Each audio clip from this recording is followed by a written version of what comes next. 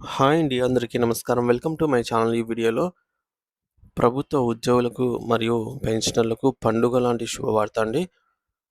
ఏంటంటే ఒకేసారి 3 డీఏలు విడుదల అంటూ అప్డేట్ అవ్వడం జరిగింది. సో, దీనికి సంబంధించి పూర్తి సమాచారాన్ని అయితే ఈ వీడియోలో తెలుసుకుందాము. వీడియో అయితే ఎక్కడే కానీ స్కిప్ చేయకుండా ఎండ్ వరకు చూసేయండి. అప్పుడే ఇన్ఫర్మేషన్ పూర్తిగా అర్థమవుతుంది. అలాగే వీడియో చూస్తున్న ప్రతి ఒక్కరు లైక్ చేయండి ఫ్రెండ్స్. ఈ వీడియోని తోటి ఉద్యోగ, పెన్షన్ మిత్రులతో షేర్ చేయండి.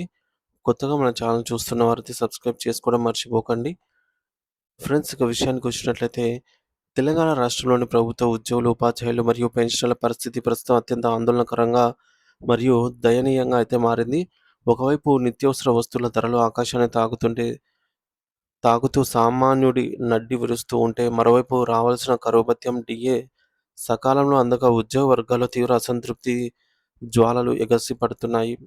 ప్రస్తుత లెక్కల ప్రకారం రాష్ట్ర వ్యాప్తంగా పనిచేస్తున్న లక్షలాది మంది ప్రభుత్వ ఉద్యోగులకు, విద్యా బోధన చేసే ఉపాధ్యాయులకు మరియు తమ జీవితమంతా సేవ చేసి విశ్రాంతి తీసుకుంటున్నటువంటి పెన్షనర్లకు మొత్తం 5 డీఏలు పెండింగ్‌లో ఉండటం గమనార్హం. ఈ 5 బకాయిలు రాకముందే కేంద్ర ప్రభుత్వం త్వరలోనే ప్రకటించబోయే మరొక డీఏతో కలిపి ఈ సంఖ్య 6కు చేరుకోనుంది.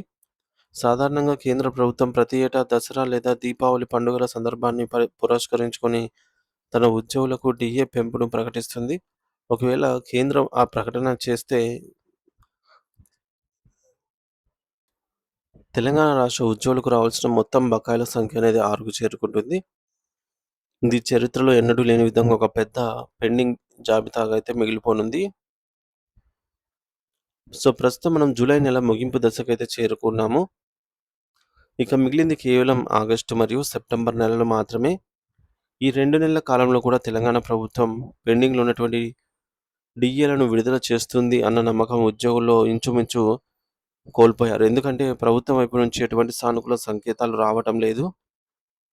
నిజానికి ఈ వార్త ఇప్పుడు చర్చనీయాంశం కావడం కంటే, మరొక 2 నెలల తర్వాత పరిస్థితి మరింత తీవ్రంగా మారినప్పుడు ఇంకా ఎక్కువగా పబ్లిష్ కావాల్సిన అవసరమైతే ఉంది. కానీ రాబోయే గడ్డు పరిస్థితుల గురించి ముందస్తుగానే సమాచారం ఇవ్వటం ద్వారా ఉద్యోగులను అప్రమత్తం చేయడం జరుగుతుంది. డీఏ లెక్కింపు గమనిస్తే 2024 జనవరి నుంచి 2026 జనవరి వరకు ఉన్న కాలానికి సంబంధించి అనేక వాయిదాలు ఇంకా పెండింగ్‌లోనే ఉన్నాయి.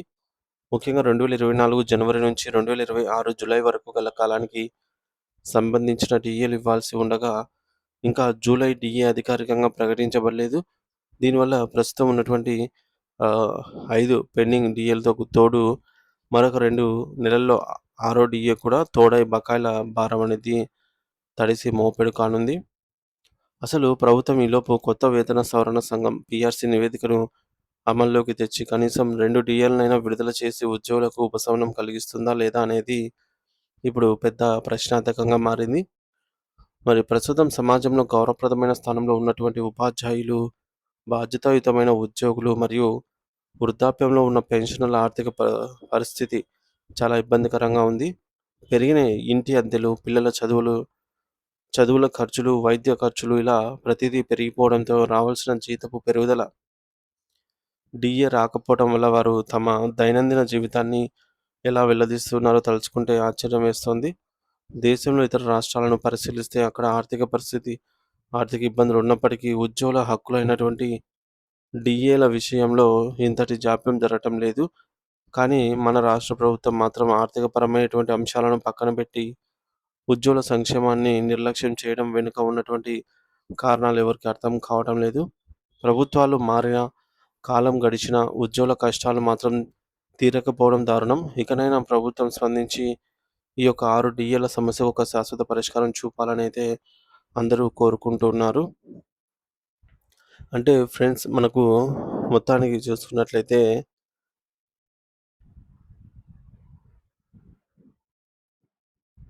ఈ మేరకు ప్రస్తుతానికి ఇప్పటివరకైతే 5 డీఏలు పెండింగ్‌లో ఉన్నాయన్నమాట. మరొక 2, 3 నెలల్లో ఇంకో డీఏ +1 యాడ్ కానుంది. సో, ఈ యొక్క డీఏల భారం తడిసి మోపెడంత అవుతోంది. ప్రకటించకపోవడం వల్ల ఎప్పుడు డీఏలు అప్పుడు ప్రకటించుకుంటూ పోతే ప్రభుత్వానికి భారం ఉండదు. ఉద్యోగులకు కూడా ఆర్థిక వెసులుబాటు కలుగుతుంది అనైతే అభిప్రాయము. ఇకపోతే ఈ డీఏలు అందక దాదాపు లక్షలాది మంది ప్రభుత్వ ఉద్యోగ, ఉపాధ్యాయ పెన్షనర్లందరికీ కూడా ఆర్థిక ఇబ్బందులు ఎదురవుతున్నాయి. సో, 2024 జనవరి నుంచి రావాల్సిన డీఏలు నిలిచిపోవడం వల్ల ఉద్యోగుల కొనుగోలు శక్తి అనేది గణనీయంగా తగ్గిపోయింది. ఇదిలా ఉండగా పీఆర్సీ అమలుకు సంబంధించి జాప్యం. సో, కొత్త పీఆర్సీ ఇంప్లిమెంట్ చేయడానికి ఇంత ఇంత సమయం 3 సంవత్సరాలు గడిచిపోయిన నేపథ్యంలో పీఆర్సీ తన కమిటీ నివేదికను సమర్పించాలని స్వయంగా సీఎం రేవంత్ రెడ్డి గారే ఆదేశించినప్పటికీ కూడా ఇంకా పీఆర్సీకి సంబంధించి నివేదిక ప్రభుత్వానికి అందకపోవడం అనేది చాలా దారుణము. అంతటి స్థాయి, అంతటి హోదాలో ఉన్నటువంటి సీఎం గారే ఆర్డర్ ఇచ్చారనమాట. వెంటనే పీఆర్సీ సంబంధించి నివేదిక ఇవ్వండి అని జెప్పేసి. నివేదిక రాకపోవడం వల్ల అనుమానం వ్యక్తం చేస్తున్నారనమాట ఉద్యోగ పెన్షనర్స్. మరి ఏమైంటుందని.